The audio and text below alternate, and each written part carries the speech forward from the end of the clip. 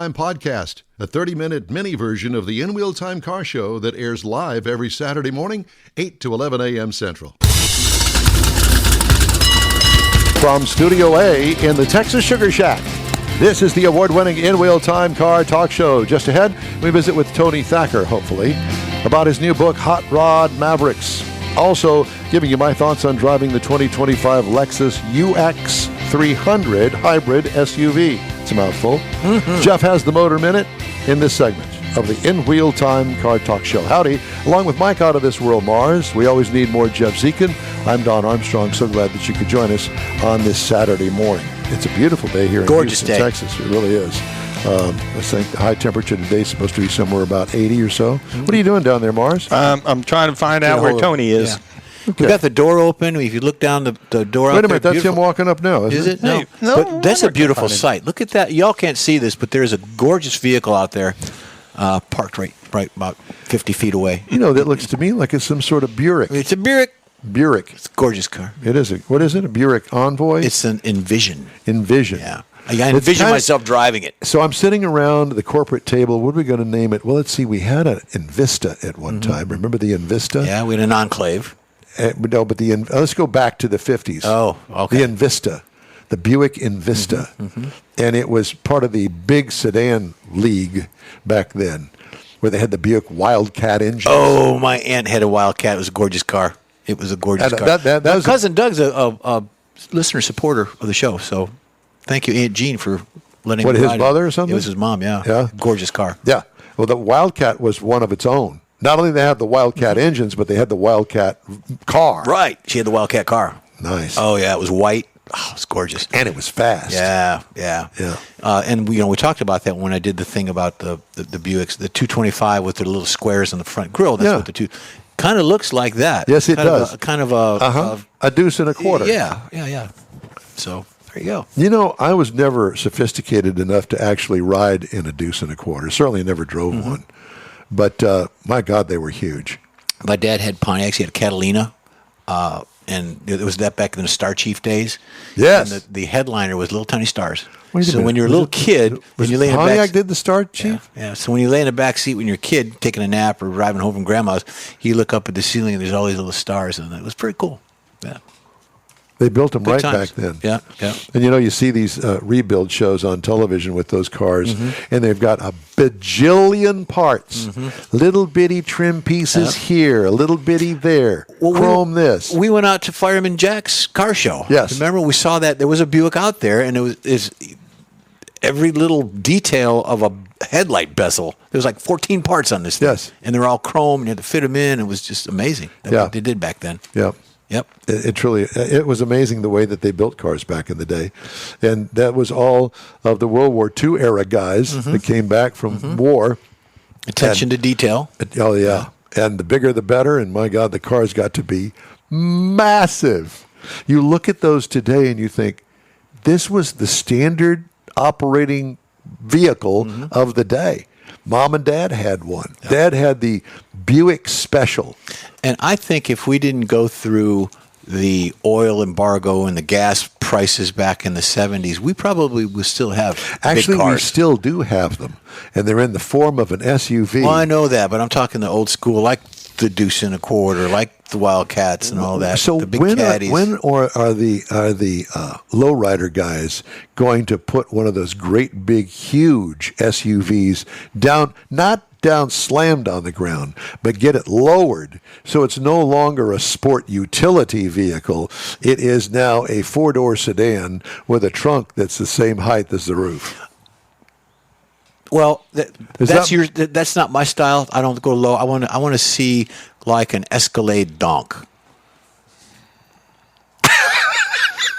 That's what I want. Mars just put his head in his hands. No, he does that a lot. That's an Escalade donk. Escalade donk. I'm sure that there's one out there. I'm sure there is. Escadonk. Is hauling a lot of Escadonkies. Oh, that's perfect. That's perfect for him. You do? I like that. I'll tell you what. So your charge in the next month is to get an Escadonk and review it in your car I'll do it. I'll volunteer. I think you got to go to Atlanta or someplace to really get. No. So I came coming home down the freeway last night about 10 o'clock, which is way late for me. I know. And there was a group of JDM guys. All of them slammed to the ground. And there was one that when we were just doing the freeway speed limit, and he just came on the on-ramp, and he was trying to get up to speed. Sounded like And Leslie looks at me and says, I don't think that's normal. No, I said, no, he doesn't have any mufflers on it. It's a ticked-off bumblebee. It's what it is. Yeah, it was very upset bumblebee. It's not. Which way did you come home last night? 59. Oh, we went I-10 because we went out, turned right, boom, I-10 was right there. Yeah. Well, Leslie got mad at me because I didn't do that. You don't ever follow. I said, well, I wanted to go 59. I didn't want to go that far north. See, we did that going because it was trying to take me through Highway 90 all the way into town. Oh, Lord. I'm not doing That'd take you forever. So we took 59. And it said it was going to be we made it there in like 50 minutes. Not bad. From Sugar Land to downtown. It was not bad. The guy had it floored. I know he did. He had it all lit up. It was slammed to the ground. Yeah. Mike's Googling donks. Yeah. No, what did you call them? Escadonk. Escadonk. Mike, maybe that's the president's new vehicle that GM is going to be working on. An Escadonk. There you go. So what happens to the old presidential limousines, the Escadonks, if you will? Maybe goes to a museum. I think that they go to the crusher. Yeah, I think they cut it up. Because they don't want anybody to know any of the secrets. Yeah, in there. Yep. Yeah, and there's lots of them. Oh yeah, apparently. Evidently, there's the doors are that thick. Yeah, and they're packed with ammunition and guns and deterrents and communication gear. All right. I went to high school. Young man, a year behind me. I went to high school with his sister, Mike Cuttajar. He worked with Cuttajar. His name was Cuttajar. He worked with somehow with that vehicle, with the Beast. I don't know all the details, but he was involved in some type of program with that, the maintenance of the vehicle. So that was pretty cool. Yeah, I hear from him every now and then. I see Facebook and all that stuff. But does he know that you're on this award-winning car show? I believe so. I think we tried to get him on one time years ago, and he's just a busy guy. He's got a lot of stuff going on. Not really involved in that anymore, but good for him. Did he work for GM? I think he, I don't know if it was a company that just did the service for it, but I'll try to find out. I'd like to find out more about the car, the Beast, the ones that they built for the president. I'll look into that. The one that Kennedy was shot in is on display at the Henry Ford.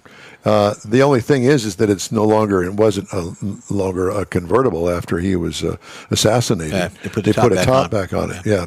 So, but it is the same car. Yeah. Yeah. Same chat. Yeah. Same. It was the same car. Yeah. Yeah.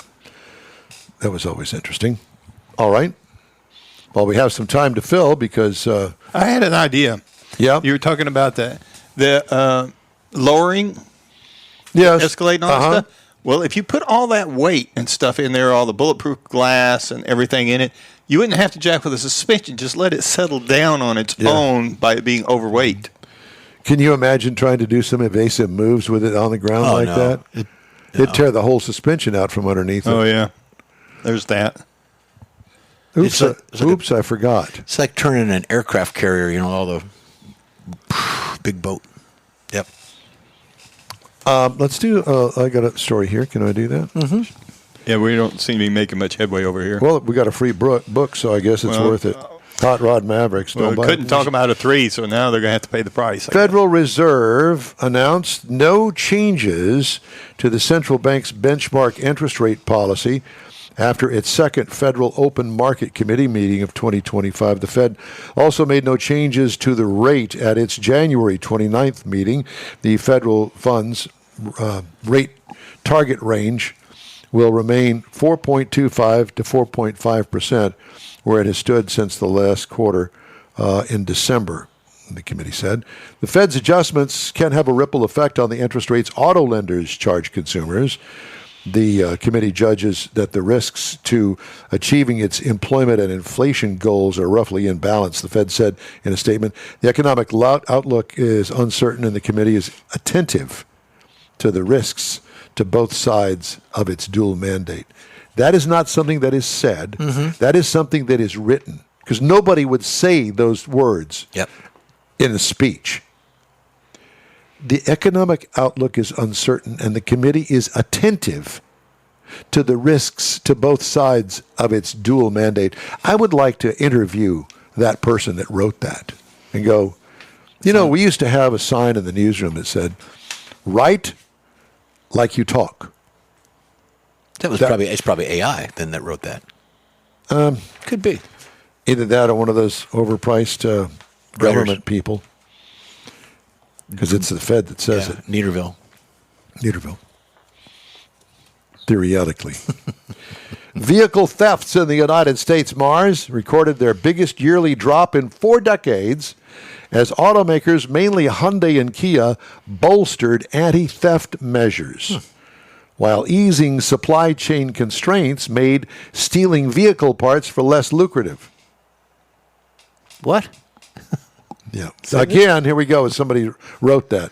Hyundai and Kia cars topped the list of the most stolen vehicles in 2021 and 2023 as their lack of immobilizers made them easy targets for stealing, fueling viral social media trends such as the Kia Boys. Although cars made by Hyundai and Kia were among the top 5 models that were stolen last year, their thefts fell about 37.5%, data from the National Insurance Crime Bureau showed. So they stopped that. Yep. Because they didn't put engine immobilizers on the keys. Really? So now I got to take it to John Gray down at Gulf Coast. To put an engine immobilizer on it because the factory didn't. I think I charge them. Oops. So how does that really work? You turn the car off, you hit the door lock, and then you hit the engine immobilizer? No. No? You would have the engine immobilizer somewhere inside, like a switch. Yeah. A battery disconnect. Valet. Valet, if they had So you that. get in it, and you unlock it, you get in it, and you push the button to mobilize the engine. Hit the switch. And the switch is gone. Don't you remember you used to, there's that. But well, I'm just saying. Remember underneath the dashboard, you used to have that secret switch that you put in there. Yeah. A little toggle. A cheap toggle from Radio Shack that you put in there, wired it up to the starter so you wouldn't get any power to the starter. Well, how's it going to start? Yeah. Somebody gets in, they just run their hand along the bottom of the dash. Oops, there it is. That's why you don't put it that way. Do you have a routine when you get in the car? I mean, you get down in the seat. What's your routine? Mine is you put the seatbelt on. You start the car because that eliminates all the ding-dongs and things that get your seatbelt on. Then I push the button to disable the auto start-stop. And then I get into 4-wheel, 2-wheel, sport. I've stopped doing that. And I used to when I first got the new cars that had the auto start-stop feature on them, and they had a button that you could override it. I always overrode it. Now, I'm not. But if the car shudders to start from a stoplight, I'm going to tell you in the car reviews that I do. Because it shouldn't do that. And the manufacturer, shame on you that let a car do that. And a lot of them, you don't hardly even realize what it's doing anymore. I got one sitting out there right now, though. Whenever you don't really know the Infinity. You don't really notice it stopping. But when it goes to start, it shutters starting. That's right. Now, are there two different versions? There's one where you take your foot off the brake and it automatically starts, and there's another system designed that when you press the gas, I had that recently, and I'll tell you what, it damn near got me killed. Pressing the gas one? Yeah, because you take your foot off the brake, and there's no engine there. Yeah, well, no, there's no engine there, and it's waiting for you to hit the accelerator pedal, then the engine comes on. No. Yeah, that second or two hesitation there. We're in Houston, Texas, where there's a bajillion cars, and there are certain situations that if you want to get across the intersection, you better be ready to go. And when it's your time to squirt out there, by golly, you better be able to go. And I don't need a 2-second delay with the car thinking, well, did he press the gas pedal? Oh, he did. Okay, well, I'll start the car now. No. Yeah, because the situation that you got plenty of time. Yeah. Not plenty of time, but you can safely do it turns into unsafely doing. Correct. Nothing worse than delay when you're trying to squirt across. It's just I'm telling you. I don't like the feature. I turn mine off. Have you tried try 1 week living with it not turned off? I tried to live with it a day. I couldn't take it. But it's one of those things that I'm just telling you from experience, you have to get used to. Well, Jeff tried it. He got used to it while it was sitting in the garage. It worked fine. Yeah. He didn't have a problem with he's it. old school. And I will tell you that there are a lot of things that are old school that I still do. I'm still, even though it's an automatic transmission, I'm still a two-pedal kind of guy. Yeah. Left foot on the brake, right foot on the accelerator pedal. And I know that's not the way the car is set up. It's set up for a right foot on the brake that goes over to the gas pedal. 1 foot driving. And many times that's okay for most people, not for me. I know I'm a more aggressive driver when it comes to that, but when I want the car to go, by golly, I want it to go. When you drive the Vet, do you lay your left foot on the clutch pedal, or you just take it to the side? No, it's always above the clutch pedal. It never rests on the clutch pedal, but it's there above it. Now, if I'm driving down the freeway and we're in sixth gear, it's over on the dead pedal. Okay. Just wondered. Yeah, no, that's one of the first things I learned. You never ride the clutch. No, that's what I was unless you want to burn it up. Yeah. Well, it's the throw-out bearing that goes first, and then the clutch. You mean the squealing throw-out bearing? That's it. Yes, I remember them well. I had a 54 Chevrolet pickup truck that had a 4-speed crush box transmission. Ooh. where the shifter went right in the top of the transmission. And if you really wanted to shift smoothly, you'd double clutch it. Oh. Remember double clutching when they had no synchronizers? Yep. But this one didn't. It shifted pretty well. And of course, I took the foot-long shifter and cut it down to about this big. So I had to reach down. Yeah, it's down here at your ankles. I like it when they're up tall and they got like a skull on them. Yeah. And you're driving up They here. put an extension on them. Yeah, like ape hangers when you're driving a motorcycle. That's up right. Here. I know it well. Yep. All right. Well, thanks a lot, Tony Thacker, for your interview with the Hot Rod Mavericks. Appreciate the book. Appreciate the book. Yeah, that's going to sit on there. Yeah, this guy that we were going to interview, but he didn't show up for the interview. Can you imagine doing that to Johnny Carson? I mean, I'm comparing myself to Johnny Carson, but the show, Johnny Carson. So you're Ed McMahon. You both have gray hair. You're Ed McMahon, and I'll be the band leader. Doc Severinsen. You're Doc. Yep. At least you're not Mitch Miller, although you look like Mitch Miller. Yeah, Mitch was cool. No, he wasn't. Yeah, he was. Not from what I read. He was a mean man. Well, Who was the other guy that had the champagne bubbles? And that would be Lawrence Welk. Lawrence Welk. That's who you are. okay. Okay. Just ahead, a review of the 2025 Lexus UX300 and Jeff's Motor Minute. Oh, yeah. Right after this quick break. The Tex-Mex dining experience is defined by Lupi Tortilla, your destination for Texas's best beef fajitas and frozen margaritas. Since 1983, Lupi Tortilla has served authentic and time-tested recipes made with the freshest ingredients. Atmosphere is part of the award-winning experience at Lupi Tortilla, all developed in a little house near Highway 6 and I-10 in West Houston. Visit any of the Lupi Tortillas and you'll see the same attention to detail in each and every location. Start your Lupi experience with queso flammeado and guacamole, along with a classic frozen margarita. Dine on famous Lupi beef and chicken fajitas, or pepper shrimp brochette, or a fish or vegetarian entree, and finish with a scrumptious flan for dessert. Find Lupi Tortilla in Houston, College Station, Beaumont, Austin, San Antonio, and Dallas-Fort Worth. There's a Texas location near you. The recipes are authentic and time-tested. The ingredients always fresh. Lupi Tortilla, he's pretty good. You own a car you love. Well, why not let Gulf Coast Auto Shield protect it? Houstonian John Gray invites you to his state-of-the-art facility to introduce you to his specialist team of auto enthusiasts. We promise you'll be impressed. Whether you're looking to massage your original paint to a like-new appearance, apply a ceramic coating, install a paint protection film, nano-ceramic window tint, or new windshield protection called ExoShield, Gulf Coast Auto Shield is where Houston's car people go. Curbed your wheels? Instead of buying new, why not have them repaired? How about a professionally installed radar detector? Gulf Coast Auto Shield does that too. Get a peek inside the shop and look at the services offered by getting online and heading to gcautoshield.com. Better yet, stop by their facility at 11275 South Sam Houston Tollway, just south of the Southwest Freeway, and get a personal tour. Gulf Coast Auto Shield is your place to go for all things exterior. Call them today, 832-930-5655 or gcautoshield.com. I want to invite you to come along with us on the upcoming Hot Rod Tour of Texas, April 24th through the 27th, beginning in Victoria. We have links to the site on inwheeltime.com and the In Wheel Time Facebook page. Be sure and follow us and join us. It's going to be a fun trip. All right, time now for Jeff's Motor Minute. Yeah, this is a little different. The car industry is in a state of continuous flux, evolution of new technologies. You've got SUVs, EVs, all-electric hybrids. So what are the most valuable car brands out there? Well, there's 6 of them. I'm going to give you 5, and at the end of the show, I'll give you the number 1. See if anybody wants to guess and call that in. Okay. Number 6 is Ford. They are valued at $38.7 billion. Honda is number 5. They're valued at $53.7 billion. General Motors, they're valued at $56.1 billion.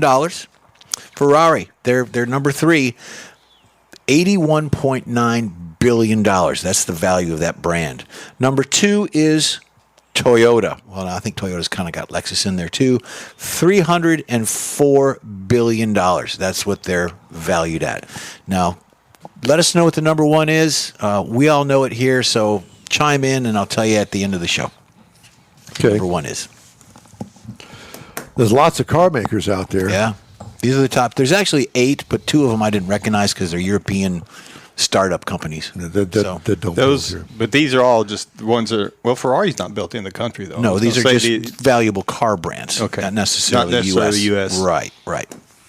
So let us know what you think the number 1 is. Time now for this hour's car review. I had the opportunity to drive the 2025 Lexus UX300H. Okay. Final assembly location is Miyawaka, Fukuoka, Japan. Can you spell that? Yep, there you go. F-U-K. Oh, yeah, it is. U-O-K-A. Yo, mama. Okay, so I can only imagine Mars trying to pronounce that. I was trying to imagine it myself while you were saying it. The reviewed trim level, it comes in several trim levels, base, premium, and F Sport. I had the F Sport handling package, top of the line. Compact SUV, seats 5. All new for 2024. I never got a chance to drive this. Did you ever drive it before? No. I hadn't either. It's kind of like kind of a secret. Well, and I didn't really know what to expect. It wasn't an RX, it wasn't an LX or LS or any of those. It's a UX.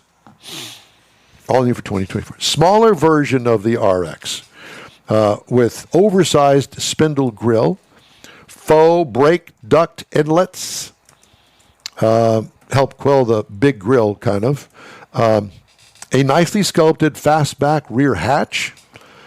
Awesome side sculpting helps the UX stand apart from its competitors. Overall design is top-notch.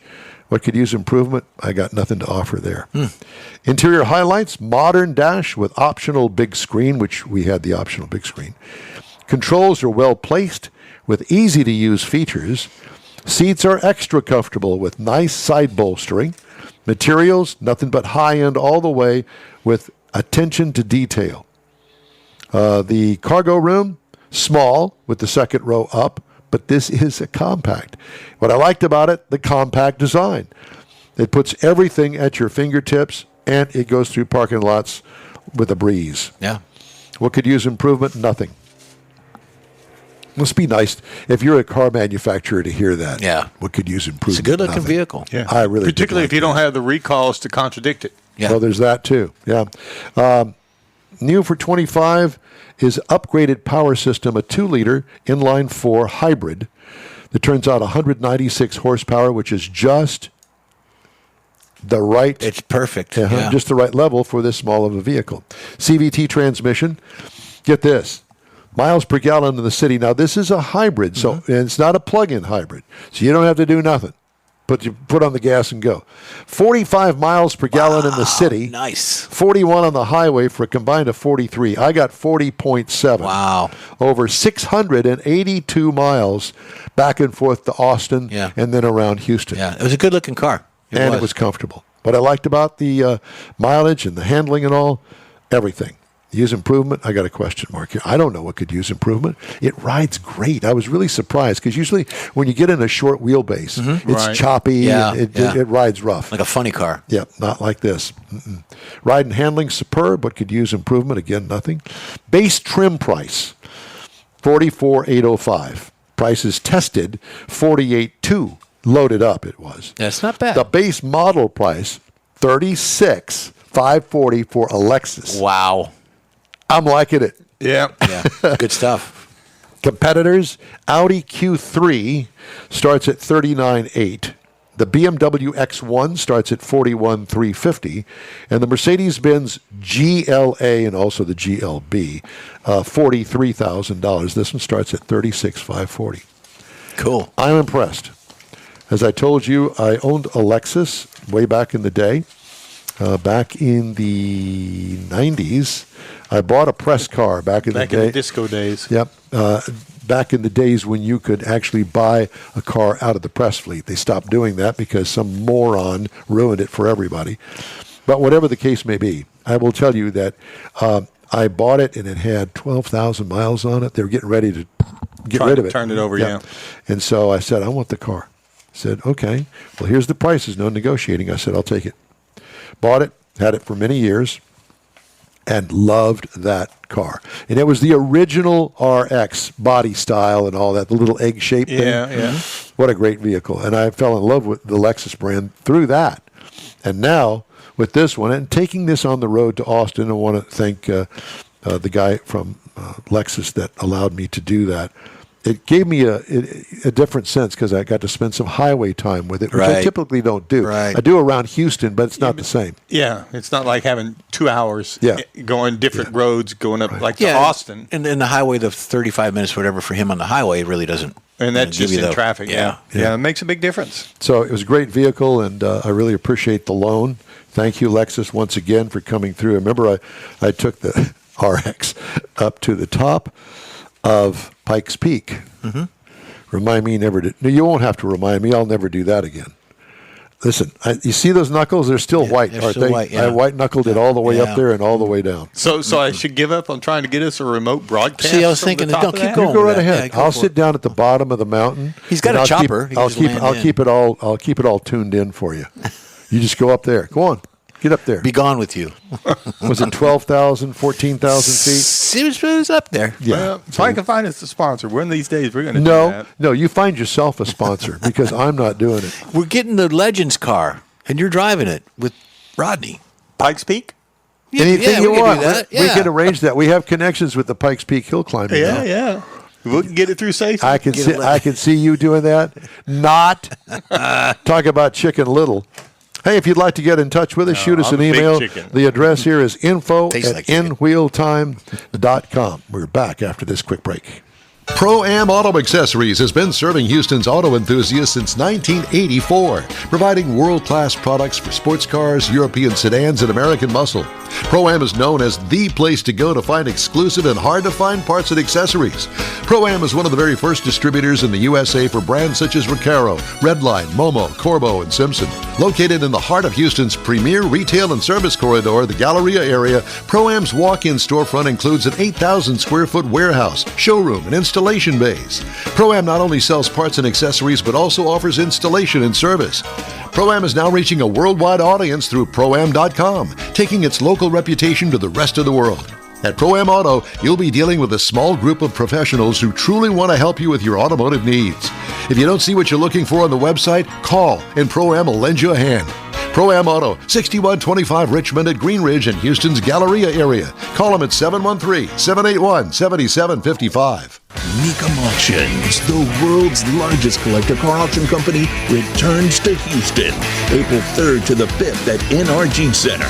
Join us for the fun, fast-paced, high-energy Mecum experience with 1,000 vehicles up for grabs. For avid collectors, first-time buyers, and enthusiasts of all ages, there's something for everyone. Bring home your dream car. Register to bid and buy spectator tickets now at Mecum.com. That's it for this podcast episode of the In Wheel Time Car Show. I'm Don Armstrong, inviting you to join us for our live show every Saturday morning on Facebook, YouTube, Twitch, and our InWheelTime.com website. Podcasts are available on Apple Podcasts, Spotify, Stitcher, iHeart Podcast, Podcast Addict, TuneIn, Pandora, and Amazon Music. Keep listening, and we'll see you soon.